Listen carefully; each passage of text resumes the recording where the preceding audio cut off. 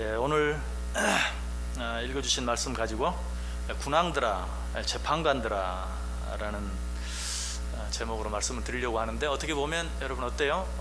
여전대 헌신 예배 제목 치고는 좀 어울리지 않는다 하는 그런 생각이 들지도 몰라요.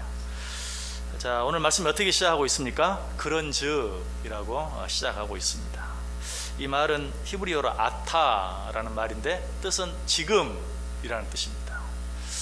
그래서 이 말씀은 지금 굉장히 다급한, 지금 내가 너희들에게 이 말을 한다, 지금 너희가 이 말을 들어라 하는 그런 의미에서 아타, 그런즉이라고 시작되고 있어요. 그리고 나서 말하죠. 군왕들아 너희 지혜를 얻으며 세상의 재판관들아 너희는 교훈을 받을지어다.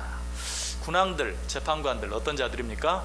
세상에 권력을 잡은, 힘이 있는, 세상을 다스리는 그런 자들이. 그런데 아까도 말씀드린 것처럼 왜 하필이면 여전도의 헌신 예배를 드리는데 이런 말씀을 드릴까? 요즘은 여자가 왕입니다. 이 사실을 모르면 절대로 행복하게 살 수 없습니다. 가정이든 교회든 사회든 모든 곳에서 여자들이 왕인 것을 인정을 해야 돼요. 현대 사회가 정말로 모계 사회로 바뀌고 있어요. 그래서 뭐 TV를 켜도 어디를 켜도 그런 것에 대한 이야기가 나와요. 얼마 전에는 무슨 여성가족부인가 거기에서 뭘 만들었는데 여성 안심 무슨 뭘 만들었어요. 근데 그 그림이 남자가 여자를 보호해주는 그런 그림이었어요. 그래서 사람들이 항의를 했대요. 왜 여자가 남자들한테 보호를 받아야 되느냐? 왜 남자는 항상 보호해주는 사람이고 여자는 보호를 받는 사람이 되느냐? 그 그림을 보면 어떻게 보면 너무 당연한, 그 그림이 그렇게 생겼더라고요. 남자가 슈퍼맨처럼 이렇게 망토를 입고 방패를 들고 있는 그래서 여자를 지키는 그런 모습이었는데 왜 저런 거를 해놨느냐 해서 아마 그러니까 금방 나와가지고 잘 못 생각했다, 앞으로 좀 바꾸겠다 이렇게 하는 걸 봤어요. 어쨌든 우리의 가정에서도 아내가 또 어머니가 또 며느리가 또 딸이 정말 가정을 이끌어가고 다스리고 지배하는 그런 세상이 되어져 가는 것을 봐요. 자, 그것이 맞다 틀리다 그런 이야기를 하기 전에 오늘 이 말씀은 모든 사람에게 주시는 말씀이에요. 특별히 군왕들에게, 재판관들에게, 힘 있는 자들이요 지혜 있는 자들인데 그들에게 주시는 말씀이라면 그보다 약하고 부족하고 지혜가 부족한 자들에게는 어때요? 더욱더 이 말씀에 귀를 기울일 수 있어야 돼요. 자, 세상의 군왕들아 재판관들아 라고 부른 다음에 모두 몇 가지를 말씀하십니까? 세 가지를 말씀해 주고 있어요. 먼저 첫 번째로 10절에 보면 그런즉 군왕들아 너희는 지혜를 얻으며 세상의 재판관들아 너희는 교훈을 받을지어다. 한마디로 말하면 교훈을 받으라 라고 이야기하고 있어요. 무슨 말인 것 같아요? 하나님의 교훈, 하나님의 말씀을 받으라. 단순히 들으라가 아니라 하나님의 말씀을 듣고 그 말씀을 받으라, 말씀을 듣고 그 말씀대로 행하라 라고 이야기하고 있어요. 자, 어떤 말을 할 때 자, 이 말 잘 들어 라고 말하면 어때요? 굉장히 중요한 이야기라는 것이죠. 만약에 그런 이야기가 아니면 자, 지금부터 내가 하는 말 잘 들어, 잘 들어야 돼 이렇게 말할 필요가 없잖아요. 그냥 얘기하면 듣는 거죠 뭐. 근데 잘 들어 라고 말하면 굉장히 중요한 말이라는 것이. 그래서 오늘 본문에도 그렇게 말하고 있어요. 너희는 교훈을 받을지어다. 아모스 3장 1절에 보면 더 강한 표현이 나와요. 이스라엘 자손들아 여호와께서 너희에 대하여 이르시는 이 말씀을 들으라. 그런데 자, 들으라 라는 말 자체가 강한 표현이라고 그랬어요. 근데 이건 새 번역이고 옛날 번역을 보면 이스라엘 자손들아 여호와께서 너희를 쳐서 이르시는 말씀을 들으라. 그러니까 그냥 이야기하는 게 아니라 때리면서 하는 이야기. 언제 이렇게 이야기하죠? 사람이 의식을 잃었을 때, 정신이 혼미할 때 막 때리면서 일어나 일어나 하면서 내 말 들려 하면서 이야기하죠. 바로 그런 식으로 이야기하고 하나님께서 너희를 쳐서 이르시는 말씀을 들으라 라고 이야기하고 있습니다. 자, 먼저 하나님의 말씀을 들을 때 우리의 태도를 항상 생각해 볼 수 있어야 됩니다. 하나님의 말씀을 늘 귀 기울여 들을 수 있어야 돼요. 마땅히 들어야 할 말씀을 듣지 아니하면 그 사람에게는 엄청난 손해가 돼요. 그러나 마땅히 들어야 할 말을 들으면 그것은 그 사람에게 복이 되는 것이에요. 그래서 마태복음 13장 16절은 말합니다. 너희 눈은 봄으로 너희 귀는 들음으로 복이 있도다. 너희 귀는 들음으로 복이 있도다. 출애굽기 19장 5절 6절에도 세계가 다 내게 속하였나니 너희가 내 말을 잘 듣고 내 언약을 지키면 너희는 모든 민족 중에서 내 소유가 되겠고 너희가 내게 대하여 제사장 나라가 되며 거룩한 백성이 되리라. 들어야 할 말씀을 들으면 너희는 내 백성이 되고 거룩한 나라가 될 것이다 라고 이야기하고 있어요. 그리고 나서 그 끝부분에 너는 이 말을 이스라엘 자손에게 전할지어다. 자, 들을 뿐만 아니라 들은 그 말씀을 모든 사람들에게 전하라. 저도 그래서 또 한 번 오늘 말씀을 여러분들에게 전하고 있어요. 오늘 여러분들도 정말 하나님의 말씀을 듣기만 힘쓰지 마시고 오늘 오전 말씀과 오후 말씀이 상당히 겹쳐지는 부분이 많이 있는데 하나님께서 또 우리를 사랑하셔서 그렇게 하시는 줄 믿어요. 하나님의 말씀을 잘 듣고 오늘 오전에 말씀 들으면서 그래 하나님 말씀을 잘 듣자 그렇게 다짐하신 분 계십니까? 결단하신 분 계십니까? 거기서 끝나지 말고 너는 이 말을 이스라엘 자손에게 전할지어다.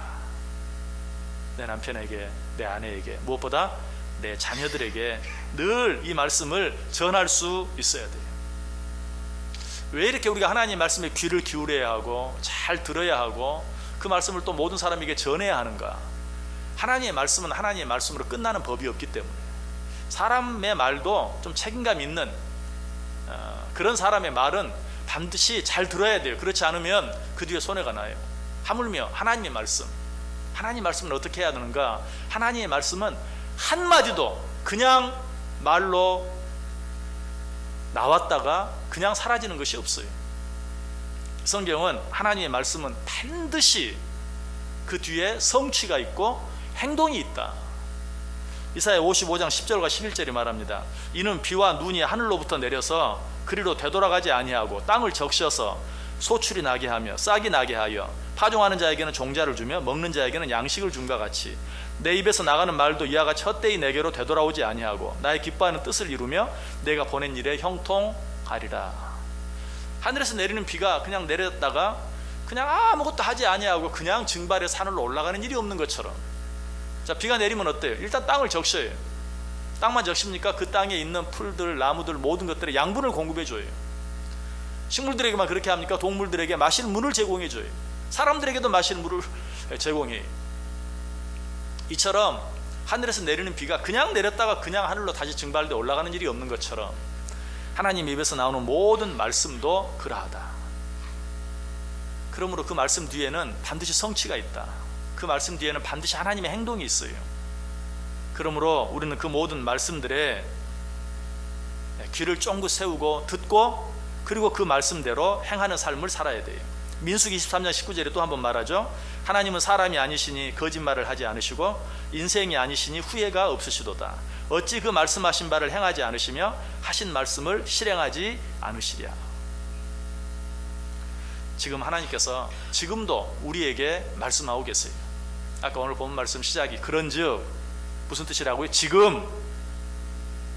여러분, 이 말씀 아주 오래전에 구약시대 사람들에게 하신 말씀이 아니고 지금 우리들에게 하시고 있는, 지금 우리들에게 주시는 그런 말씀이에요.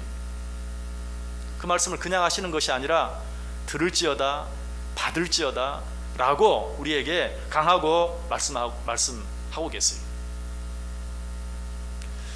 여러분, 하나님께서 지금 이처럼 지금부터 내가 하는 말 잘 들어, 지금 잘 들으란 말이야 라고 말씀하고 있다면 우리가 대충 분위기를 좀 눈치를 채야 돼. 자녀들도 어때요? 부모가 무슨 얘기를 할 때도 그 말하는 태도, 어투, 얼굴 표정 이런 것들을 잘 보면서 그 아버지의 기분을 빨리 파악을 해야 돼. 그리고 눈치껏 행동을 해야 돼. 여러분, 신앙생활도 다른 게 아니에요. 신앙생활도 눈치껏 해야 돼. 눈치껏. 하나님께서 말씀을 주실 때 그 하나님의 마음, 하나님의 심정 이런 것들을 잘 읽을 줄 알아야 돼요. 여러분, 성경 말씀을 읽을 때도 오늘 이런 말씀, 너희는 내게 교훈을 받을지어다. 이건 굉장히 무거운 말씀이에요. 이거를 참 잘한 신앙의 위인을 한 사람 뽑는다면 야곱을 들 수 있어요. 야곱은 굉장히 눈치가 빠른 사람이에요. 야곱은 참 잘못도 많이 했어요. 실수도 많이 했어요. 그런데 하나님이 야곱아 하면 벌써 알아요. 그리고는 즉시 하나님 뭐라고 하기 전에 먼저 가서 그냥 제사를 드리고 하나님 앞에 회개하고 해서 또 용서받고 또 새롭게 시작하는. 또 하나님이 야곱을 부를 때는 야곱아 라고 부르기도 하지만 또 어쩔 때는 이스라엘아 라고 또 부르기도 하고. 그러면 그 모든 그 부름에 어쩔 때는 왜 하나님이 갑자기 내 새 이름을 부르시지? 어쩔 때는 왜 하나님이 내 옛날 이름을 부르시지? 하면서 그 하나님의 기분, 하나님의 어떤 상태 이런 것들을 파악해서 재빠르게, 좀 인간적인 표현을 빌리면 하나님 비유를 잘 맞추는. 여러분, 하나님 비유를 잘 맞추는 건 절대 나쁜 게 아니에요.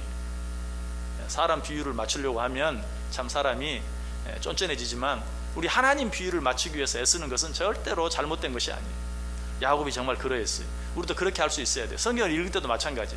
하나님이 언제 무겁게 말씀하시는가, 언제 엄하게 말씀하시는가, 왜 하나님께서 이렇게 말씀하시는가 하는 것을 생각하면서 읽고 들을 줄 알아야 돼요. 그럴 줄 모르는 사람들을 향해서 예수님이 뭐라고 말했습니까? 마태복음 11장 17절에 이르되 우리가 너희를 향하여 피리를 불어도 너희가 춤추지 않고 우리가 슬피 울어도 너희가 가슴을 치지 아니하였다 함과 같도다.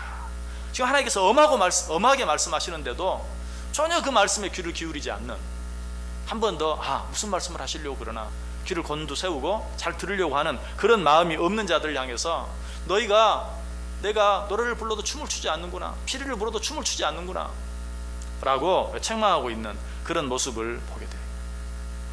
여러분, 하나님께서는 강단에 선포되어지는 말씀을 통해서도 이야기하지만 또 무엇을 통해서 우리의 일상생활에서 늘 TV를 통해서 여러 가지 많은 뉴스들을 통해서 주위에 있는 어떤 사람들을 통해서 내 가족들을 통해서 또 어떤 일들을 통해서, 특별히 좋은 일을 통해서도 하시지만 좋지 않은 일, 힘들고 어려운 일, 내가 원치 않는, 생각지 않았던 너무나 다급하고 힘든 어떤 일을 통해서도 하나님께서는 늘 말씀하세요.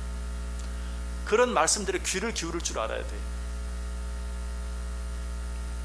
그런 말씀들을 듣는 것이 그냥 귀찮고 힘들어서 귀를 막아버리는 것은 마치 화재 경보기가 너무 예민해서 별것도 아닌 것, 밥에서 김만 좀 나도 빽빽거린다고 해서 빼버리고 막아버리고 띄어버리고 건전지를 빼버리고 하는 것과 똑같이 아주 위험한 것이, 하나님께서 오늘 우리에게 뭔가를 말씀하시는 것은 정말 오늘 우리에게 뭔가가 필요하시기 때문에 그 말씀을 주시는 것이,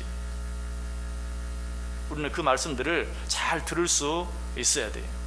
지혜로운 사람은 하나님께서 말씀하실 때 그 음성을 잘 듣고 순종하는 자예요. 그래서 또 예수님께서 마태복음 7장에서 뭐라고 말해요? 누구든지 나의 이 말을 듣고 준행하는 자는 그 집을 반석 위에 지은 지혜로운 사람 같다. 그래서 어때요? 비가 내리고 창수가 나고 바람이 불어도 그 집에 부딪혀도 무너지지 않는다. 우리는 집을 짓는 자들이 어떤 집을 지어야 할까요?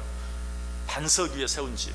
그래서 어떤 풍파가 밀려닥쳐도 흔들리지 않는 그런 집, 그런 집을 지어야 되겠죠. 그런 집을 짓기 위해서는 어떻게 하라고요? 내 말을 듣고 준행하라. 그러한 자들이 지혜로운 자요, 그러한 자들이 짓는 집이야말로 반석 위에 짓는 집과 같다.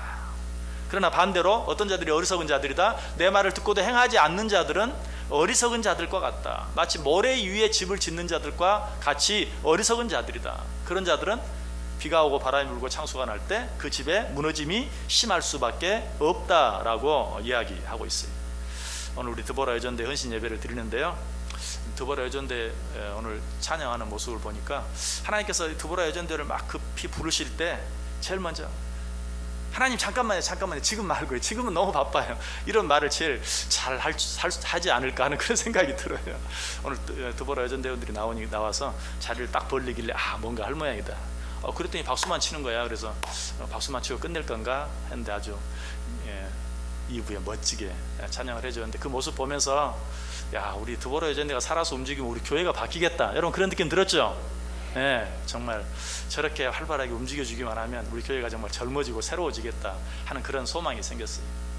그런데 그런 발랄함을 하나님 지금은 안 돼요, 지금 너무 바빠요, 지금 말고요, 나중에 조금, 이런 데 쓰면 안 돼. 우리 회장님이 사회를 딱 보고 그렇게 막 뛰다가 여기 올라와서 아무 일도 하지 않은 것처럼 이 사회를 딱 보는데 참 놀라고 부러웠어요. 왜냐하면 죄송합니다, 여기 있는 분들은요 그러고 올라오면요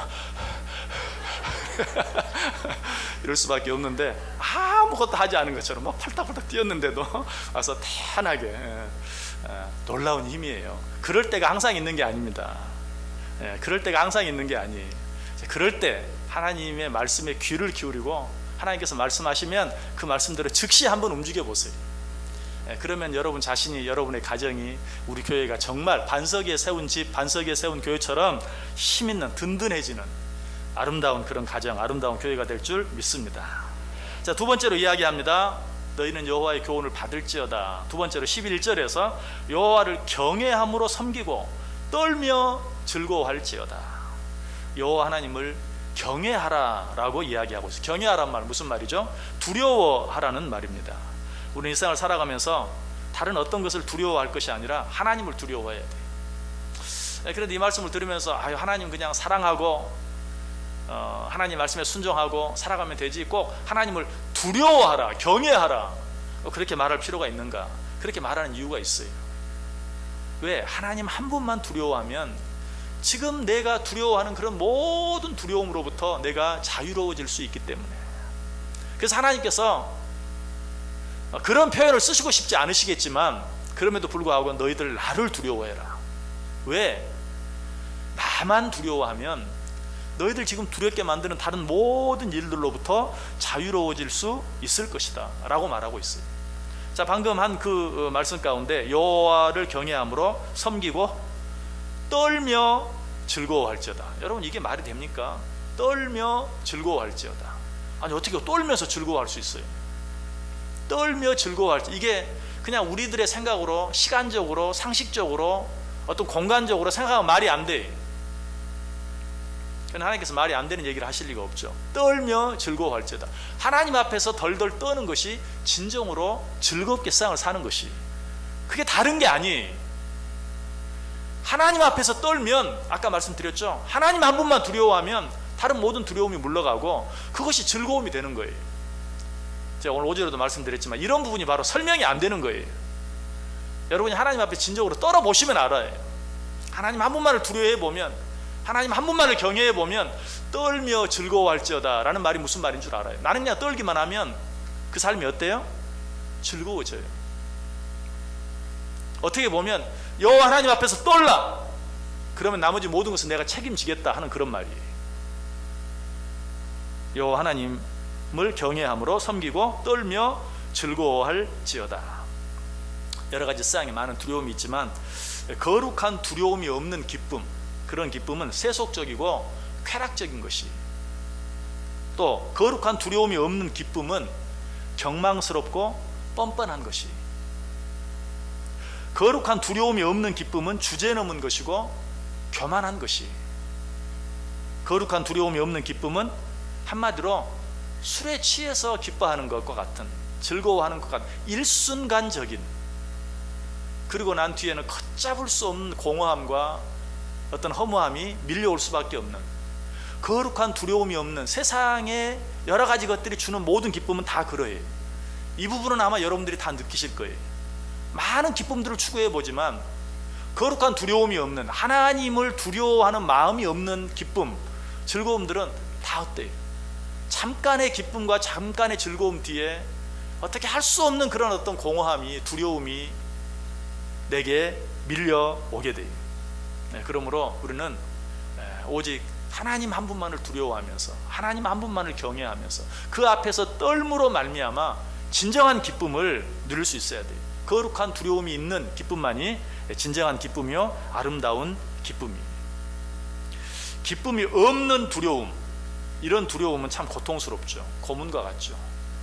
그러나 기쁨이 있는 두려움, 하나님을 두려워하는 그런 마음, 이런 마음들은 우리에게 참 힘이 돼요. 그리고 소망이 되는 것이. 여러분, 우리는 하나님, 사랑의 하나님이라고 늘 말하죠. 또 은혜의 하나님, 자비로우신 하나님, 긍휼이 풍성하신 하나님, 우리를 불쌍히 여기신 하나님, 참 좋은 표현들이 다 맞아요. 그러나 하나님이 모든 사람을 그렇게 하시는가? 사실은 그렇지 않아요. 성경 분명히 뭐라고 말하죠? 로마 10장에서 하나님은 긍휼히 여길 자를 긍휼히 여기고 불쌍히 여길 자를 불쌍히 여긴다라고 말하고 있어요.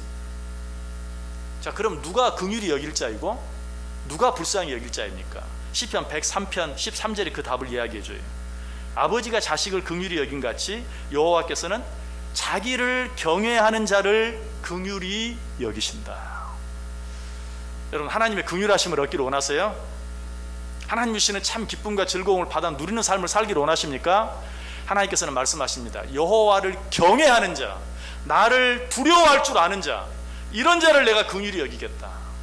하나님께서 긍휼히 여겨주실 때 우리에게 진정한 기쁨이, 진정한 즐거움이 우리에게 있을 수 있는 것입니다. 자, 그렇다면 하나님을 경외한다는 것은 무엇인가?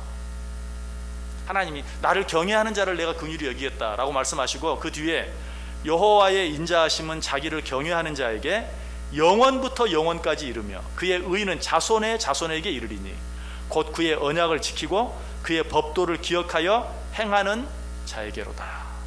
여러분, 누가 하나님을 경외하는 자예요? 누가 하나님을 두려워하는 자예요? 하나님의 말씀을 듣고 그 말씀을 기억하고 그 말씀대로 행하는 자가 하나님을 경외하는 자예요.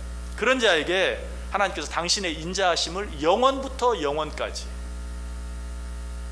그의 의는 자손의 자손에게 이를 것이다 라고 말하고 있어요. 우리 두보라 여전더 회원들 이제 뭐 다 우리가 자녀를 키우고 있지만 특별히 자녀들의 관심이 굉장히 많은 때고 자녀들 때문에 시간을 굉장히 많이 뺏기는 때고 뭐 모든 것들이 자녀에게 쏠려 있는 그러한 때예요. 오늘 하나님께서 말해요. 너희가 나를 경외하면 나의 인자하심이 너희 자손의 자손에게까지 이를 것이다 라고 말하고 있어요. 간단하게 사세요. 저도 많이 살진 않았지만 복잡하게 살아서 하나도 도움이 안 돼요. 자녀들 몇 안 되지만 얼마나 복잡합니까? 단순화해야 돼. 어떻게? 하나님 한 분만을 두려워하며 살기로. 자녀들 생각하면 두려워할 일이 너무 많아요. 정말 얼마나 자녀만 생각하면 그냥 기가 죽어요. 두려워요. 걱정이 되고 염려가 되고 어떻게 해야 될지, 도대체 누구를 따라가야 될지, 무엇을 따라가야 될지 정말 두렵기만 해요. 오늘 하나님께서 답을 주시는 줄 믿고 여호와 하나님만을 두려워하며 살자. 그럼 하나님께서 말해요. 나를 경외하는 자에게 내가 긍휼히 여겨주겠다. 나의 인자하심을 베풀겠다. 언제까지? 영원부터 영원까지. 너희 자손의 자손에게까지. 네가 나를 두려워하면 너희 자손의 자손에게까지 내가 책임져 주겠다라고 약속하고 있습니다. 신앙생활은 복잡하고 힘들고 어려운 게 아니에요. 복잡하고 힘들고 어려운 이 세상의 삶을 아주 간단 명료하게 살아가는 것이 신앙생활이에요. 신앙생활은 뭡니까? 하나님 한 분만을 믿고 살아가기로. 신앙생활은 하나님 한 분만을 두려워하며 살아가기로. 하나님 한 분만을 예배하며 살아가기로. 하나님 한 분께만 기도하며 살아가기로 하는 것. 여러분, 이것이 신앙생활이에요. 여러분들 왜 신앙생활이 어렵게 느껴져요? 쌍싸랜데 하는 것도 다 하고 플러스 알파 신앙생활. 그러니까 신앙생활이 힘들어요. 아니, 어떻게 보면 신앙생활 하는 사람들이 더 힘들어. 그게 아니에요. 모든 사람들이 하는 거 플러스 알파 신앙생활이 아니고, 신앙생활은 다른 거 다 제껴두고 오직 하나님 한 분만을 두려워하며 살기로 작정하는 거예요. 물론 그렇게 한다고 뭐 여러분들이 지금 하는 여러 가지 일들이 다 없어지는 것은 아니겠죠. 그러나 분명한 것, 두려움이 없어져요. 담대함이 생겨요. 하나님이 책임져 주시는 것을 믿게 돼요. 그래서 쓸데없이 세상을 향해 아부하고 사람을 향해 아부하고 하는 그런 일들은 없어져요. 오직 하나님 한 분께 맡기고 기도하고, 그리고 내 할 일 아무 염려 걱정 없이 두려워하지 아니하고 해 나가게 되는 것이, 이 사실을 조금 다르게 표현하죠. 하나님을 경외한다는 것 무엇인가? 11절에 여호와를 경외함으로 섬기고, 하나님 한 분만을 섬기는 거예요. 그럼 내가 뭐 하나님만 섬기지 누굴 섬기나요? 아니, 우리는 건강도 섬기고요, 물질도 섬기고요, 또 자녀도 섬기고요. 섬기는 게 너무 많아요. 그건 하나님을 경외하는 게 아니에요. 하나님을 경외하는 것은 하나님 한 분만을 섬기는 것이. 성경이 뭐라고 말합니까? 너희가 하나님과 물질을 겸하여 섬길 수 없느니라. 이 말은 꼭 물질만 말하는 게 아니에요. 하나님 외에 다른 것과 하나님을 겸하여 섬길 수 없다는 것이. 그러면 하나님을 섬긴다는 것은 오직 하나님만 섬긴다는 거예요. 그것이 하나님을 경외하는 자요. 그렇게 하나님을 경외하는 자를 누가? 하나님이 책임져 주시겠다라고 말하고 있어요. 말라기 3장 17절에 말합니다. 만군의 여호와가 이르노라 나는 내가 정한 날에 그들을 나의 특별한 소유로 삼을 것이요 또 사람이 자기를 섬기는 아들을 아낀 같이 내가 그들을 아끼리라. 여러분 뭐 자식들을 다 사랑하지만 특별히 자녀들이 이제 장성해서 결혼하고 출가해서 살아가면 어때요? 그 자녀들 가운데도 부모를 잘 섬기는 자녀가 더 예쁘잖아요. 안 그렇습니까? 뭐 전 거기까지 안 가봤습니다. 그래서 한번 여쭤보는 겁니다. 그렇지 않아요? 당연히 그렇죠. 예. 하나님도 그래서 얘기하고 있어요. 사람이 자기를 섬기는 아들을 아낌같이 내가 나를 섬기는 자들을 아끼리라. 하나님의 아낌을 받고 싶으십니까? 하나님을 잘 섬겨보세요. 하나님을 잘 섬긴다는 게 다른 게 아니에요. 하나님만 섬기는 거예요. 세상에 다른 것들 섬기지 않고 하나님만 섬기는. 그럼 하나님이 너희가 나를 섬기는 만큼 내가 너를 아껴주겠다라고 말하고 있어요. 오늘 헌신 예배를 드리는 우리 두보라 여전대 회원들 정말 기억하세요. 여러 가지 지금 생각이 많고 복잡해요. 앞으로 여러 가지 많은 계획들도 있어요. 다시 한번 말씀드리면 단순하게 하나님 한 분만을 잘 섬기자. 하나님 외에 다른 것을 겸하여 섬길 수 없다고 말했는데 내가 하나님과 더불어 섬기는 것이 뭐가 있을까 생각하면서 하나님 한 분만을 섬기기로. 그렇게 할 때 하나님께서 여러분들을 아껴주시고 여러분의 가정을, 특별히 여러분들이 그렇게 염려하는 여러분의 자녀들을 하나님이 아껴주실 줄 믿습니다. 하나님을 경외한다는 것은 또 다른 말로 하면 하나님을 인정하는 것이, 내 지혜, 내 경험 이런 것들을 의지하지 아니하고 오직 하나님의 지혜, 정말 하나님의 미련한 것이 내 지혜보다 100번 낫다는 것, 하나님의 약한 것이 내 강한 것보다 100번 강하다는 사실을 인정해 드리는 것. 그래서 무슨 일이 있으면 쪼로로 하나님 앞에 나아가서 하나님께 묻고 하나님께 기도하고 하나님의 도움을 구하는, 이것이 하나님을 경외하는 것입니다. 우리는 하나님 앞에 예배 드릴 때만, 하나님 앞에 나가서 기도할 때만 하나님을 인정하고 교회 문 나가면서부터 내 지혜로, 내 경험으로, 내 노력으로 하나님은 여기 계세요, 다음 주에 와서 또 뵐게요, 그리고 그냥 내 지혜로, 내 경험으로 살려고 해요. 신앙생활이 아니에요. 그건 하나님을 경외하는 게 아니에요.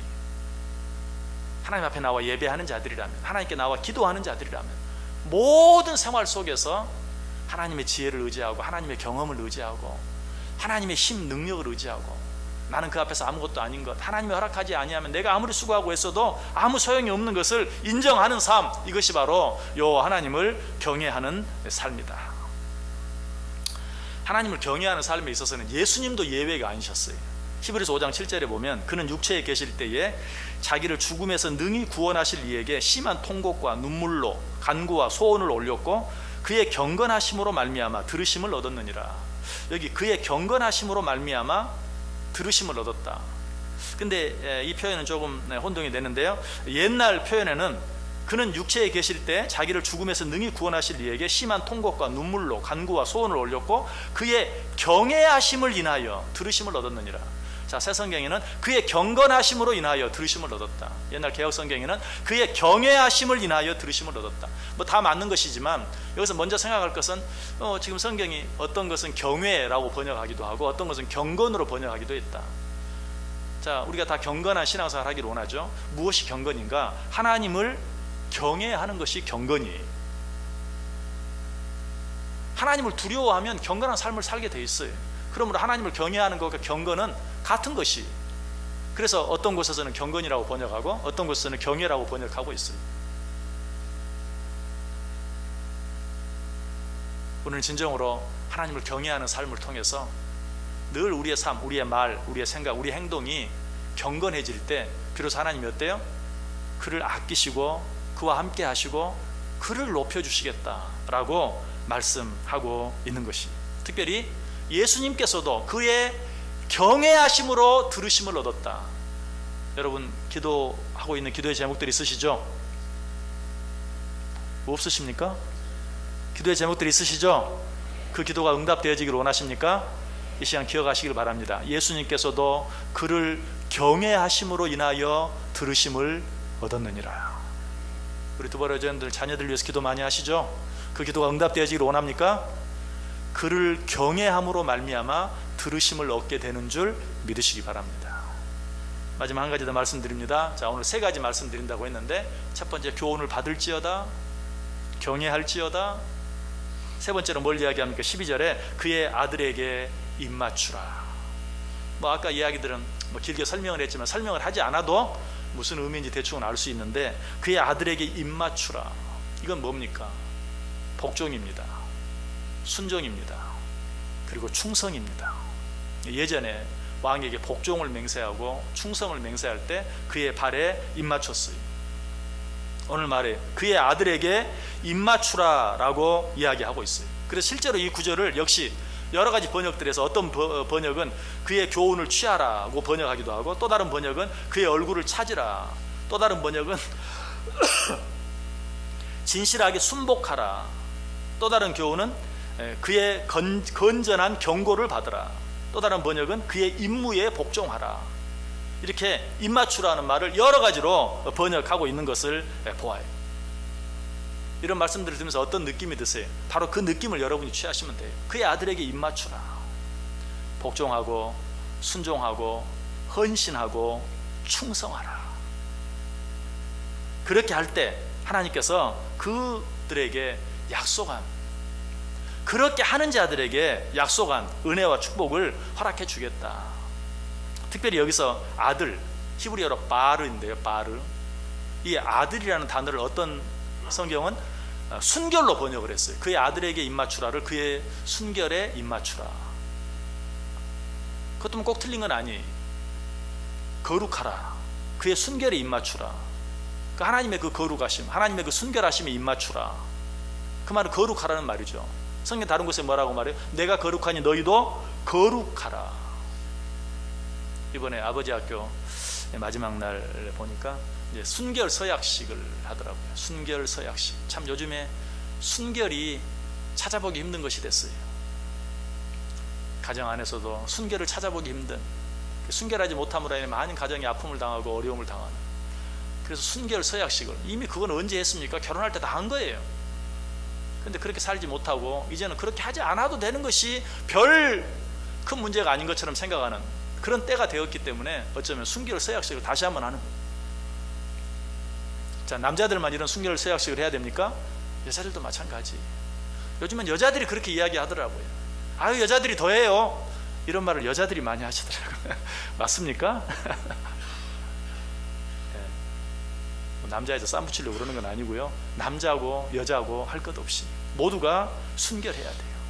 오늘 마지막으로 우리에게 주는 말씀이에요. 그의 아들에게 입맞추라. 여러 가지 복종의 의미, 헌신의 의미, 순종의 의미, 충성의 의미 많이 있지만 한 가지 더 플러스 알파, 순결. 남편은 남편으로서 순결하고, 아내는 아내로서 순결하고, 부모는 부모들로서 순결하고, 자녀는 자녀로서 순결하고, 교회 안에서 성도로서 순결하고, 자기에게 맡겨진 직분에 맞게 순결하고, 그리할 할 때 하나님께서 그런 자들에게 복을 허락해 주시겠다라고 이야기하고 있어요. 한 가지만 더 말씀드린다면, 그의 아들에게 입맞추라는 것은 하나님께 온전히 예배하라. 그의 아들에게 입맞추는 것은 진정한 예배의 삶을 사는 것을 말해. 여러분, 하나님께 온전히 예배하는 삶, 그리고 나아가서 살아가는 우리의 모든 삶 속에서는 온전히 거룩한 삶을 살아보세요. 오늘 하나님께서 우리에게 세 가지를 말씀하셨어요. 교훈을 받아라, 경외하라, 그의 아들에게 입맞춰라. 하나님을 온전히 예배하고 내가 거룩한 것처럼 너희도 거룩한 삶을 살아라. 자, 이 말씀을 오늘 우리가 들었어요. 이 말씀을 듣고 순종하지 않으면 어떻게 됩니까? 오늘 12절에 뭐라고 말해요? 그의 아들에게 입맞추라. 그렇지 아니하면 진노하심으로 너희가 길에서 망하리니 그의 진노가 급하심이라. 오늘 하나님께서 하신 말씀, 지금 나에게 주시는 말씀이라는 걸 기억하라고 그랬어요. 오늘 말씀이 어떻게 시작해요? 그런즉 지금 나에게 주시는 말씀으로 듣고 순종하면 12절 끝부분에 여호와께 피하는 모든 사람은 다 복이 있도다. 이 말씀을 듣고 여호와께로 피한다는 것은 그의 말씀대로 순종하는 걸 말해요. 교훈을 받고 여호와 하나님을 경외하고 그의 아들에게 입맞추고 그렇게 하는 자들은 다 복이 있도다. 그러나 그렇게 하지 않는 자들은 너희가 길에서 망하리니 그의 진노가 급하심이라. 선택하세요. 이 바쁘고 힘들고 어려운 삶 속에서 내가 어떻게 살아가야 될지 너무 생각해야 될 게 많고 계산해야 될 게 많고, 그래서 정말 어떻게 해야 될지 알 수 없는 이런 상황 가운데서 어떻게 살아갈 것인지 오늘 말씀 한마디로 여호와 하나님만 경외하고 여호와 하나님만 사랑하고 여호와 하나님만 섬기고 여호와 하나님의 말씀에 순종하는 삶을 살아가기로. 그렇게 할 때 여호와께 피하는 자는 다 복이 있도다. 이 축복의 소유자들이 되실 수 있기를 주님의 이름으로 간절히 축복합니다. 기도하겠습니다. 하나님 감사합니다.